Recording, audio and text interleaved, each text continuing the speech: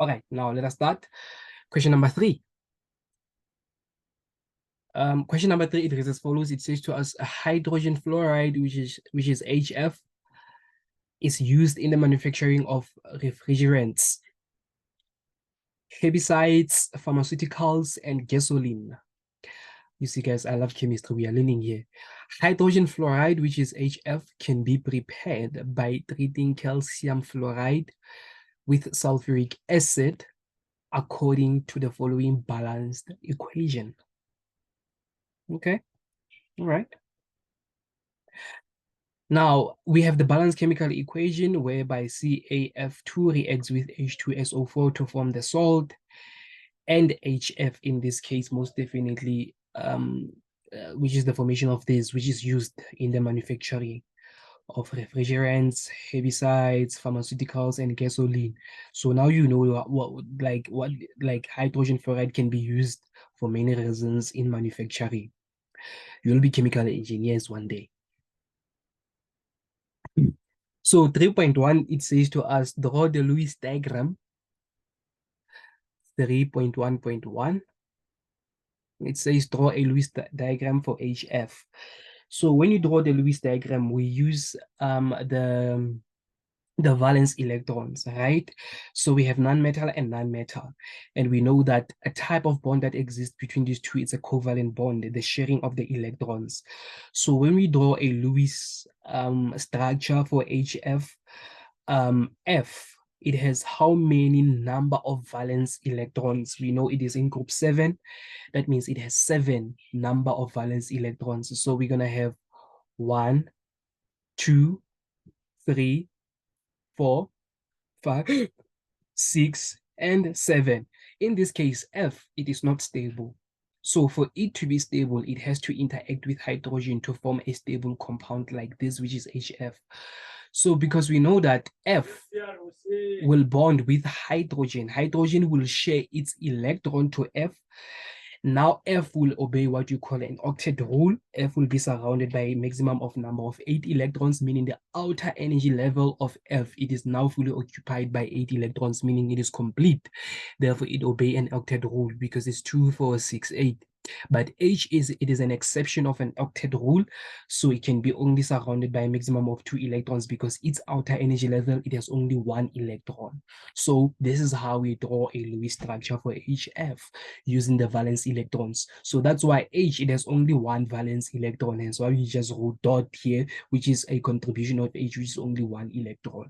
So this is the Lewis structure for HF. Now, 3.1.2, we need to draw a Lewis structure for CaF2. Now here, the Lewis structure is most definitely going to be different from this one. Why? Now we are not talking about the covalent bond, but we are talking about what type of a bond. Yes, here we are talking about the transfer of the electrons. This is what is happening. This metal will transfer the electrons to non-metal. We know that the metals are positively charged and the non-metals are negatively charged. So Ca will give, remember, Ca from the periodic table is something like, when we draw it in the form of ion, it's Ca2 plus ion. So that means Ca, it is found in group number 2. Ca will be eligible to donate a maximum of 2 electrons, which is the outer energy level, so that it can be stable. Ca, the atomic number for Ca, it is 20. But when Ca donates 2 electrons, its atomic number will be how much, which is 18. It's going to correspond with argon. Argon is a noble gas. So you have to understand these things, guys. When the non-metals accept the electrons, they're going to be stable like the noble gases. When the metals donate the electrons, they're going to be stable like the noble gases. Study that on your periodic table. You'll see what am I talking about. So in this case, Ca will gonna have Ca. It's gonna donate 2 electrons, right? To why? To fluorine. What is the valence electron for fluorine? It's gonna be 1, 2, 3, 4, 5, 6, and 7 because it is in group number 7, right? And then Ca will give 1 electron to 1 fluorine. But how many fluorines do we need? We can see that we have 2 fluorines because Ca can donate a maximum of 2. So here we're just going to write 2 over here, and then we write a square bracket over there. And therefore, to show that this fluorine, 1 fluorine, its ion, it's -1. And therefore, this is how we draw a Lewis diagram for this compound over here. You need to be careful. This is a metal and this is a non-metal. Hence why I was emphasizing when I was drawing this Lewis structure. This is a non-metal and this is also a non-metal. So here it's a metal and a non-metal. So be careful on how you draw your Lewis structure. So here we have 2 fluorine ions that are going to receive 1 electron for a calcium. Okay, so that's how we solve it.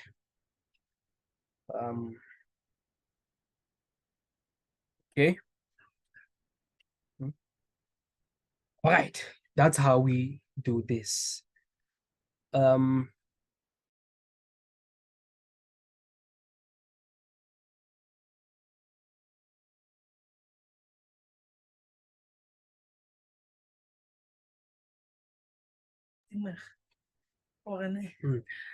right, now we can continue. Sorry about that. Now we move to question number 3.2. 3.2. Now, 3.2, it says to us, define a polar covalent bond. I know you're used to covalent bond, so be careful. Sometimes they can say polar covalent bond. When you define a polar covalent bond, we are talking about the electron density, okay? What do I mean when I say that? On previous question, I spoke about the polar molecules. I said water, it is a polar molecule because it has 2 distinct poles. It has a positive, it has a partial positive pole and a partial negative pole. So the electron density or the electron distribution, it is not the same or it is not equal. So that's what we mean when you talk about the polar. But now when you talk about the polar covalent, we are saying it's when we have the bonds in which the electron density is shared unequally between the 2 atoms, okay? I'll re-emphasize that. I'll show you what do I mean when I say that. So let's just answer this question first. So that means we're going to say it is the bond, okay? It is a bond, okay? In which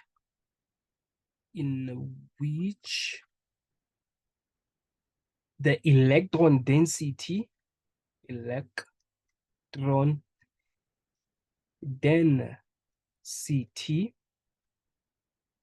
distributed. Distributed.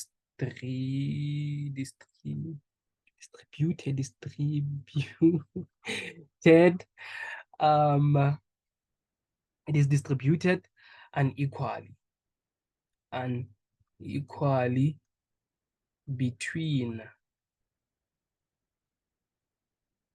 the 2 atoms.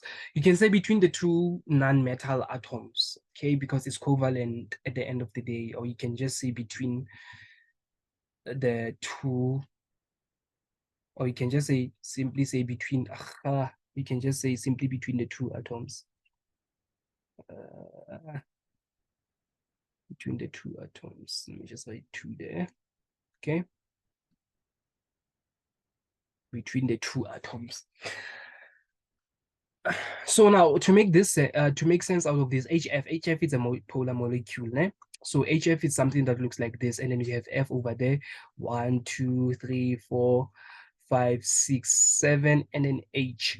So here we have the shared electrons between F and H. These are the shared electrons, né? So let me rewrite it like this.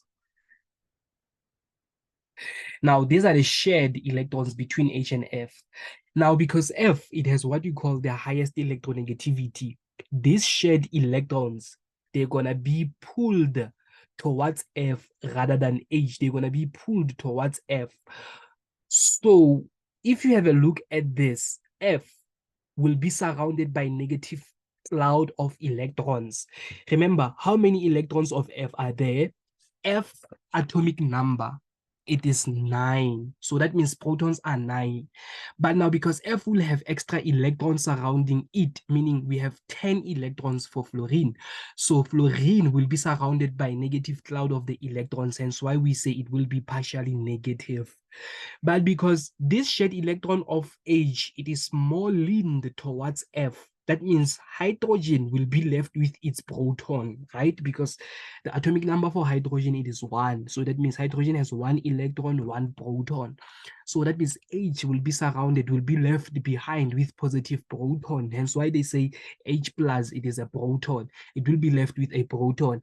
Therefore, proton, we know that it will be partially positive. Why do you use partial signs? It's because we can break the bond and then they will go back to their original neutrality. You understand what I'm saying?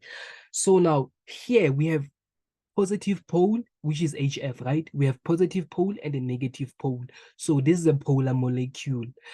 But because we are sharing the electrons within a polar molecule, now we are talking about the polar covalent bond, because there's a covalent bond between between two nonmetals. So how do we define a polar covalent bond? We say it's a bond in which the electron density is distributed unequal. Look, the electrons on this side are greater, but the electrons on this side are not greater. So the electron density, it is not equal on both sides.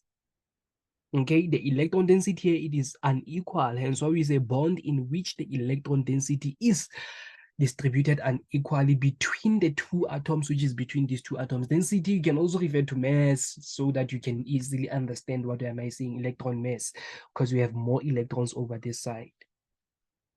Okay, but just the covalent bond, which is H2, which is H and H, here we have equal distribution, and this is not even a polar, this is not even a polar compound. It is a non-polar compound because this is neutral. We don't have partially positive or partially negative because the electronegativity between the two hydrogen is the same, so the pooling of electrons is the same. So here we have a non-polar molecule, and then the distribution of the electrons is also equal. So just so you understand the difference between the two. Okay, that's how we define the polar covalent bond. I hope you understand the definition after what I've just did over here. That will be 3.2. Now we move to question number 3.3. Now 3.3, it reads as follows. It says to us 3.3, which of the two products, 1, 2, which of the two products of this reaction would mostly likely to be a gas at room temperature? 3.3.1, 3.3.2. Again, which of the two products of this reaction would most likely to be a crystalline solid at room temperature? So between these two, which one would be most likely to be a gas? Which one would be most likely to be a solid? I'm gonna straight shoot answer this question. This is a very simple question, okay? I'll tell you why. If you understand chemistry well, you'll understand. So 3.3.1, HF in this case, or hydrogen fluoride, okay, you can just say HF because they didn't say write the formula or the name. They just say two product. It's either you write the formula or the name. It's up to you. HF will be most likely to be a gas. Like I said, if you understand chemistry that well, you understand we have hydrogen chloride, and hydrogen chloride can also be treated as a gas. HF can also be treated as a gas. Like for example, hydrogen fluoride is used for manufacturing of refrigerants, like refrigerators. Okay, so and gasoline, even there it is also indicated HF, gasoline. Okay, gasoline. So this is a salt, calcium sulfate is a salt. This thing, it is a salt. Ne? And now this salt, it's a crystalline structure, it is a crystalline solid. So between the two, HF is simple. Like obvious, if maybe you didn't know that CaSO4, it could be regarded as a crystalline solid. But obvious, man, from here, hydrogen fluoride, which is HF, is used in the manufacturing of refrigerants, herbicides, pharmaceuticals, and gasoline. Gas. So that means it will be HF. That means if you didn't know that This is a salt. Therefore, you get obvious. The remaining product is this. So that means CaSO4 will be a crystalline solid at the room temperature. Okay. So sometimes you don't have to think hard to understand these questions. I know this is not even there maybe in your books, but because you are given the hints, so be able to read and understand what you are reading, even though we're learning them. Okay. So that's how we answer 3.3. And then 3.4. 3.4, it says to us, define electronegativity. I spoke about it. What is important is know how to use the keywords, words that are needed for you to get the marks. So to define the electronegativity, we're going to say electronegativity is a measure. It's a measure of the tendency. This one you need to know it. Even at the university, they're gonna ask you, Shane, if you're gonna continue with this thing, chemistry, okay? Tendency, tendency. English never left us. Tendency of an atom, ne? In a molecule, in a molecule to attract bonding electrons. Now, to explain electronegativity is a measure of a tendency of an atom in a molecule to attract bonding electrons. Here, I spoke about electronegativity before I can talk about electron density. I said to you, fluorine, it has, when you go to your periodic table, fluorine, it has electronegativity of 4. Fluorine is the one that has the highest electronegativity out of all the elements in the periodic table. So hydrogen has electronegativity of 2,1. So obviously, fluorine is 4, it's stronger. So these shared electrons between these two nonmetals, they will be pulled towards the fluorine. So why?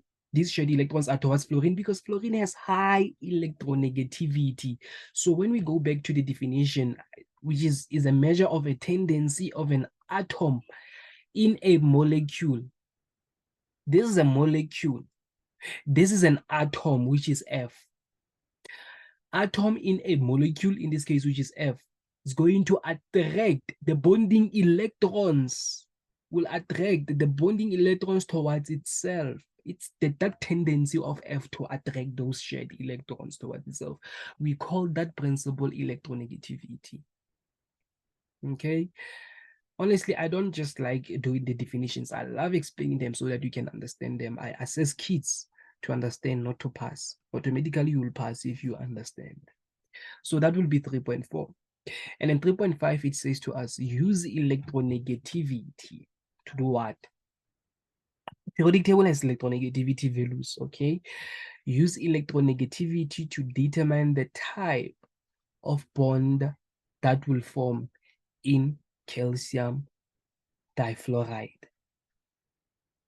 Now, this is what is happening. We want to understand the bond. Is the bond in a calcium fluoride is ionic or it is what? So for sure, you have learned how to determine the bonds based on the electronegativity difference. We know that if the electronegativity difference, because look, this is what is happening. Ionic bond. I mean, like we know, this is honestly shame. Like we don't even have to trust ourselves. What is the type of this bond? It's going to be ionic bond. But to prove using electronic, just calculate electronegativity. Honestly speaking, this question, it doesn't need you to be even in depth of understanding. What you do, you're just gonna calculate electronegativity difference, but you can check shame. Like this is Ca and F2, this is ionic bond, shame. So which is greater than 1,5. So the electronegativity difference is gonna be equals to how much we need denote difference by the triangle, right? You can say electronegativity of fluorine subtract electronegativity of oxygen, or you can just write your numbers already. For fluorine, it's 4. For oxygen, sorry, not for oxygen, for for calcium, on my periodic table here, it is 1,0. It is 1. It's 1,0, and therefore 4,0 subtract 1 is going to be 3. Therefore, what is the bond between C and F2? Shame, it's ionic bond. Ionic bond. Sorry about that. And then we are done. Okay. 3.6, it says to us, will HF be a polar or non-polar molecule? HF. You can also calculate, to determine that, you can also calculate the electronegativity difference. But we know, man, F has the greater electronegativity, so electronegativity difference is going to be high. To do this, it's 1 mark. You don't have to, but you can. Let us determine the electronegativity difference. I'm going to tell you why. Electronegativity difference, meaning what is the electronegativity of F? It's 4. For H, I said it's 1, right? It's 2. It's 2,1. And here we're going to have 4 minus 2,1. It's 1,9. It's greater than 1,5. When electronegativity is greater than 1,5, it's bond at it's a polar molecule. So shame, we didn't even have to shame. We know, I mean, because F it has a greater thingy. So that means, will HF be a polar or non-polar? So that means HF will be a polar what molecule? That will be the 3.6. And 3.7, it says to us, explain the answer to question number 3.6. We didn't have to do it, you see, because we're going to use it here. We're going to have to use it here, so we didn't have to do it here. So explain the answer to question 3.6 using a calculation. Now we're going to do this calculation. You know what? It's fine. If this is what you did and then you say polar, repeat what you did over there. Even in math, I think that's what they taught you. If there is a step that you're going to have to reapply it again, okay? But it's fine. That's why I said it's 1 mark. So the electronegativity difference is going to be 4,2.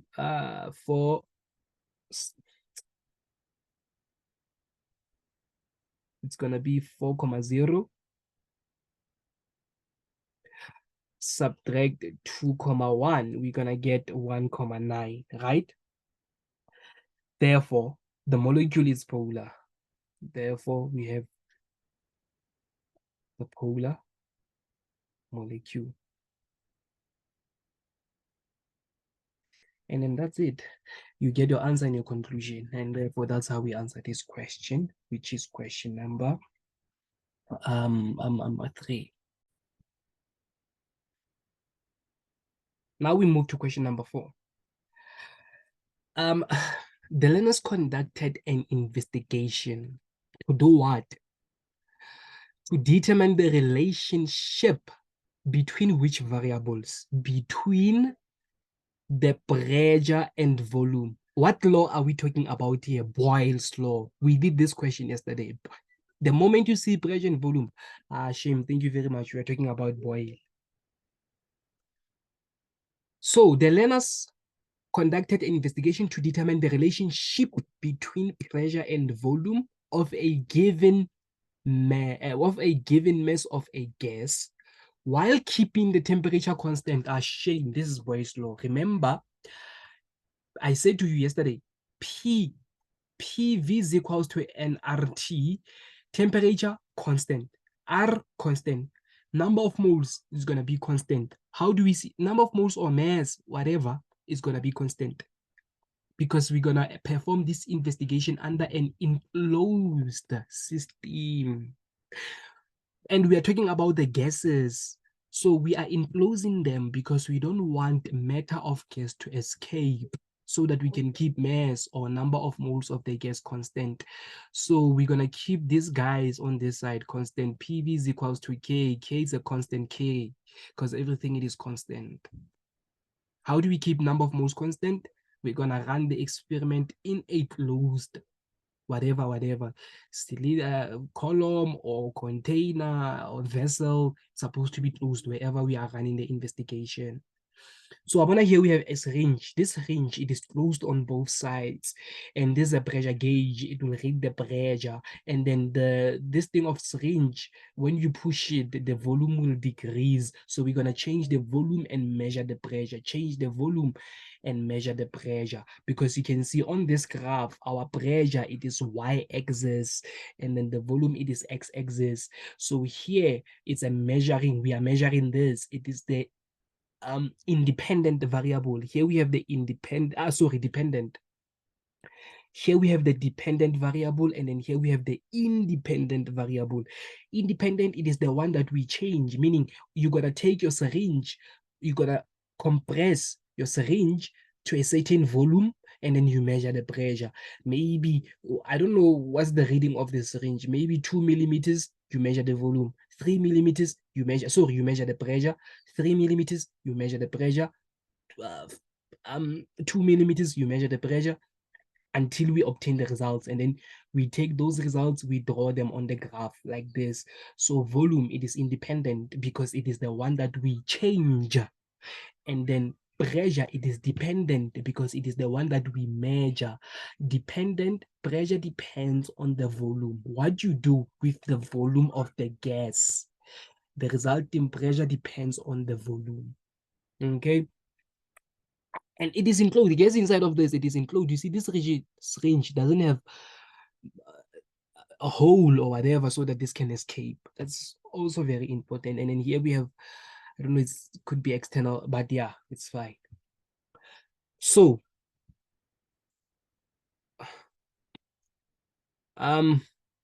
while keeping the temperature constant, they change the volume, which is true. We saw that they change the volume of the gas using the apparatus as shown below. The pressure gauge, which is this, is used to measure the pressure of the gas in this range. Now, they plotted the results as shown in the graph below. After getting those results, they saw that when the volume is x cubic centimeters, the pressure will be 400 kilopascals. When the volume is 350 cubic centimeters, the pressure will be 150 kilopascals. So now 4.1, it says to us, write a suitable investigative question.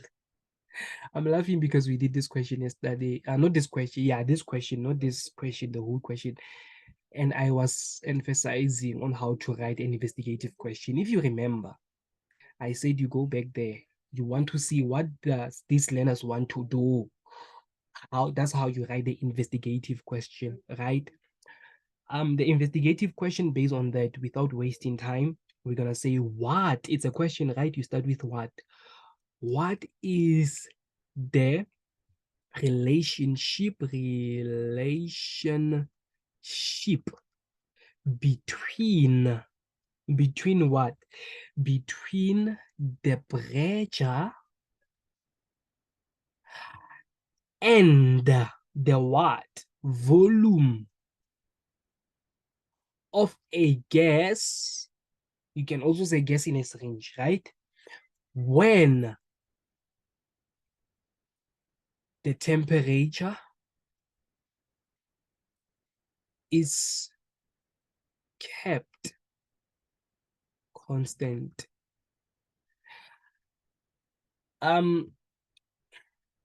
Okay.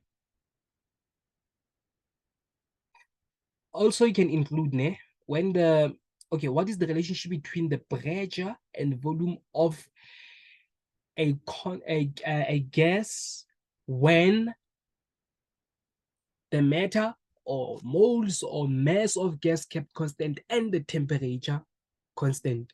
So we do not keep only temperature constant. We also keep the matter of gas, which is, you can talk about moles, you can talk about the mass. We also keep it constant. You can also write it in that way, your investigative question. And remember, don't forget your question mark to show that this is your investigative question. Okay. All right, and remember, this is what he did yesterday. So I pass. So we move to 4.2.1. Write down the following independent variable. Because I just indicated here, what is the independent variable? It's volume. And I explained it, Shame. I'm not gonna, you know what? I'm gonna sharp by you.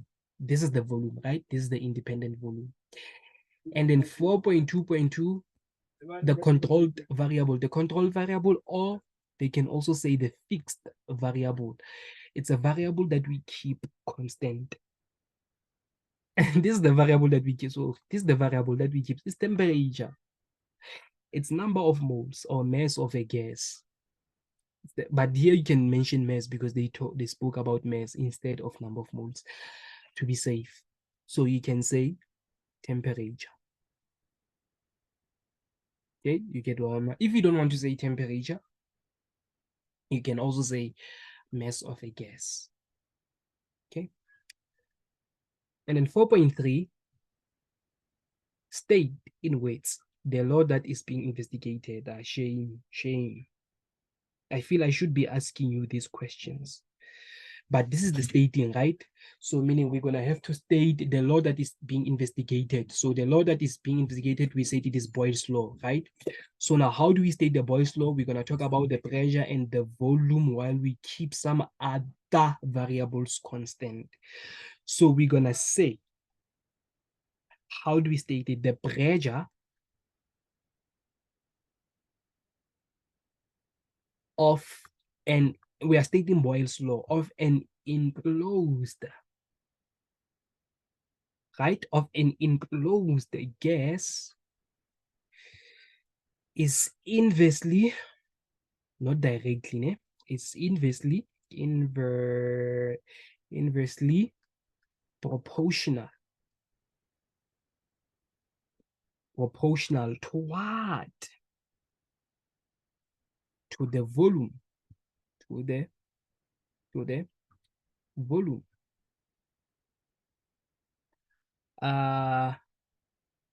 It occupies at a constant. At a constant temperature.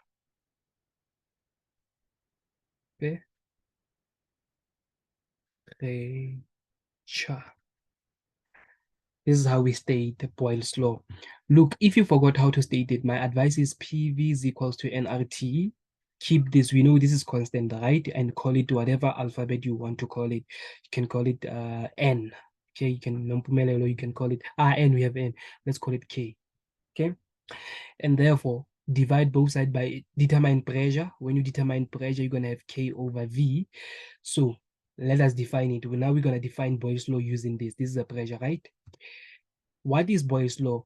Pressure of an enclosed gas. Why do we say enclosed gas? Because K, we have number of moles or mass. We kept it constant by using an enclosed gas. Of an enclosed gas is inversely, remember P it's here, V it's there. So the relationship between P and V, because P is at the bottom, it is inverse proportion, the relationship between them. So you're going to say it is inversely proportional to the volume it occupies at a constant, again, K, where we have temperature at a constant temperature. That's how we define it. This is a hint if you forget how to define Boyle's law. Okay, right. Now we move to question number 4.4. It says to us, I have less than one. Calculate the, okay, let's continue to the, let's continue on the next video.